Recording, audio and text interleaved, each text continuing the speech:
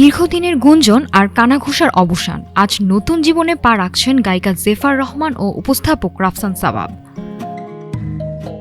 বিনোদন অঙ্গনে আলোচিত এই জুটির সম্পর্ক আজ পেল আনুষ্ঠানিক স্বীকৃতি।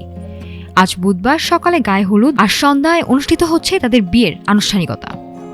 ঢাকার অদূরে আমিনবাজারে একটি রিসোর্টে দুই পরিবারের সদস্য ও শোবিজ অঙ্গনের ঘনিষ্ঠজনদের উপস্থিতিতে আয়োজন করা হয়েছে বিয়ের অনুষ্ঠান।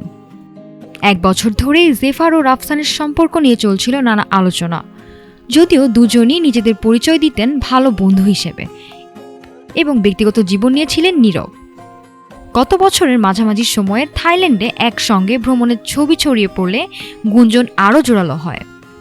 উল্লেখ্য, 2023 সালের শেষ দিকে চিকিৎসক সানিয়া ইশারের সঙ্গে তার দাম্পত্য জীবনের ইতি টানেন রাফসান সাবাব।